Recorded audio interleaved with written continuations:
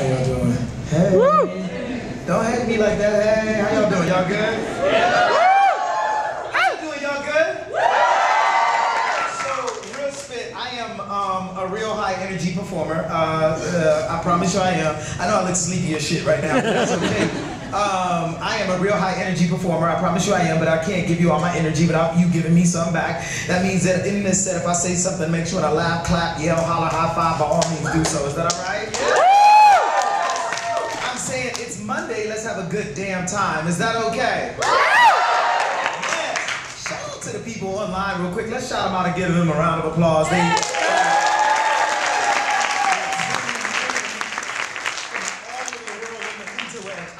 So I'm gonna do some poems. It's gonna be fucking good. I hope. I'm the shit. You will love it. I don't know. No, I hope it'll be good. We'll air hug. I don't have product, but that's all good. It's all cool. We're here. We're together. We're spitting poems, and it's all good. And before I even jump into this, give it up for your host one more time. Yes, yes, yes.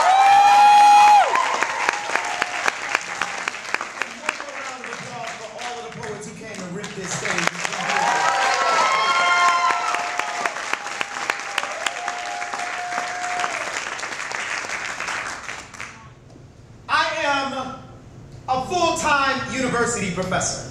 Yeah. And my job is exactly as sexy as it sounds. Yeah. On most days, I simply read an ungodly amount. And when I'm not doing that, I'm teaching. And when I'm not doing that, I'm either prepping for classes or grading students' work. And when I'm not doing that, I'm sitting in on committee meetings doing service work for my department, my college, my discipline, the community in which I live, all while trying to maintain a full-time performance poetry career and conduct my own research. In other words, I put in work, y'all. I love my job.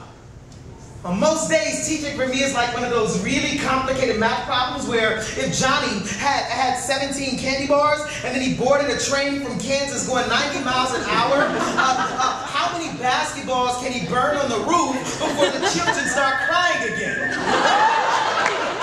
In other words, it's confusing as fuck.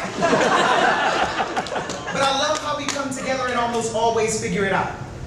I had this one student, y'all, brown as the border that crossed her, asked if I think her white colleagues understand that her family had been trying to get her into college for generations. She wanted to understand the weight of that, wanted them to know that she picked this campus the same way her grandfather picked fruit, that it was slow and painful, but what else is she going to do?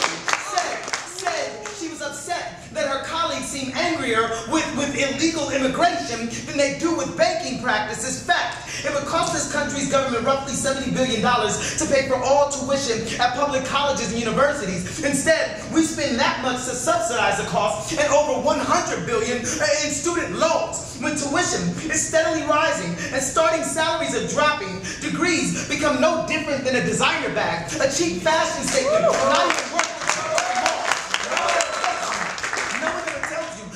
tells you that you have to drown in debt in hopes of making it to the shore, that the loan system is a lot like Alcatraz, like Rikers Island. We're getting screwed while the guards don't even have the decency to pretend to look the other way. The only difference between student debtors and prisoners is that students are taught to think they're on the outside of the bars. What world do we live in where we bail our banks who are too big to fail, even though they bank on the failure of our students? What world do we live in where college professors struggle to pay back student loans? It's like we learned nothing from Biggie. We're getting high on our own supply.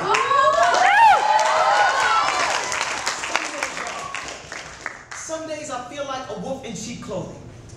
Or better, I feel like a shepherd leading his flock to slaughter. I teach classes on structural racism and gender inequality in a system that is more willing to punish its students for plagiarism than it is for sexual assault.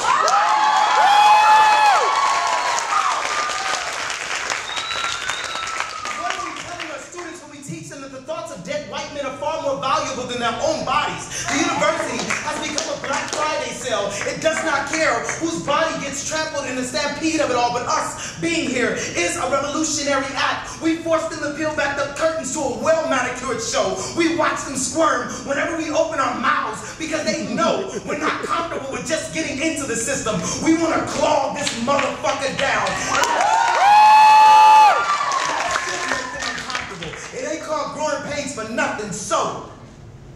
If Johnny left Kansas on a train going 90 miles an hour with $170,000 in debt, how much longer will it take for us to realize that if he actually burned basketballs on a roof, it would still make so much more sense than all of this?